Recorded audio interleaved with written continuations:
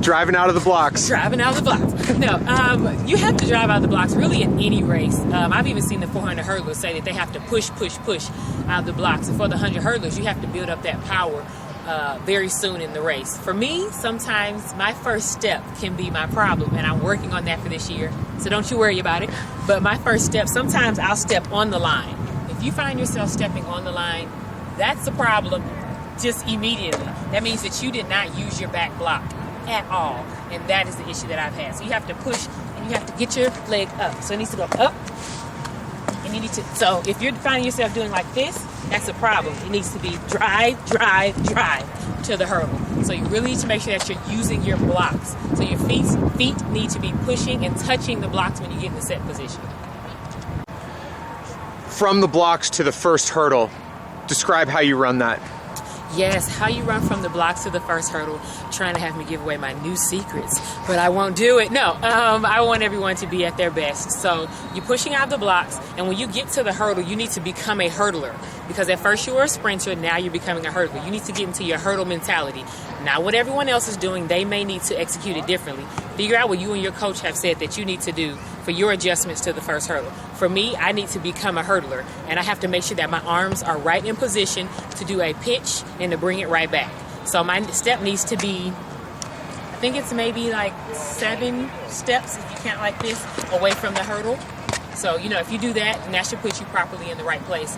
I'm 5'6", so maybe, someone around that height, that's where that should put you.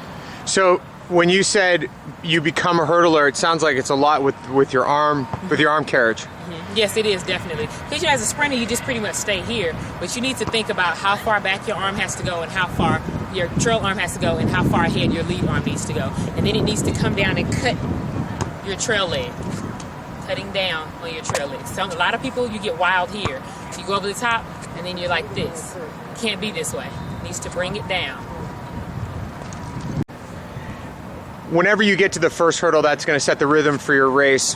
How do you adjust to the first hurdle, whether you're on top of it or maybe if you're a little slow to the first hurdle and you're a little behind it? How do you make that adjustment on the first hurdle? Well, first you really want to make sure that you're driving out of the blocks. That is what will help make it more consistent for you in training. If you find yourself away from the hurdle more, then that means maybe your first couple of steps you're not pushing out far enough. Or if you're up on the hurdle, then that means that sometimes you may need to adjust your blocks, or after you do your drive, your next steps needs to be really quick into the hurdle. And when you get to it, and if you find yourself on top of it, you need to really make sure that you're bringing your knee all the way to your chest. Your knee needs to go to the chest so you can make sure that you're giving your lead leg enough time to clear. If not, you need to make sure that you're, sounds really bad, almost like stretching out to make it over the top if you're too far away. And if you're too far away also, you need to make sure that your trail leg and your trail toe are perfect. It needs to be very clear so you give your trail leg enough time to make it over the top.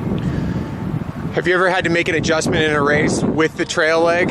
Yes, I have. I've definitely had to make a number of adjustments in some races. And I do remember my last race last year in Stockholm. I was too far away, and I had to, so I'm stretching to make it over the top, but my trail leg, I said, I don't know if you have enough room to clear. So I had to dip to the side. It sounds really bad, but sometimes as a hurdler, as you learn what works for you, you have to make those adjustments and then get into your rhythm as soon as possible. And that's what I had to do. Okay, and how did that race go?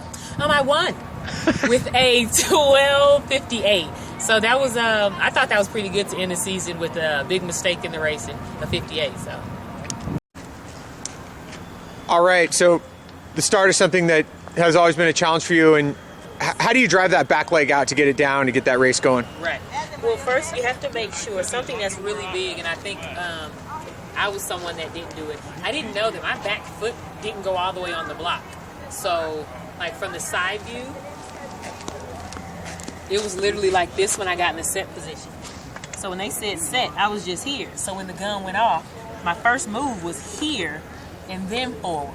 And that obviously is time. When you get into a race, and if you're losing a race by .02, that can make a difference. So something that you want to do is make sure when you get set that your foot is completely on the block when you race. And then when you push off, you want to use it. You don't want to just step out. You want to use it. And you want to push and have that leg come out.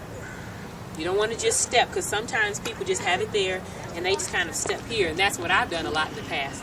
You really want to push and make sure that you're driving that leg out. So make sure that you're pushing, driving the leg out. That's what you want to do. And you want to use power. So you should definitely, if you can use like a really long rope that they use to have your coach hold you. You know, so the rope is around your waist, and when you're getting out the blocks, you're pulling him, pull. That's something that can definitely benefit you. Because if you can pull your coach and he give you a little resistance when you move the rope, then there you go. You're just flying.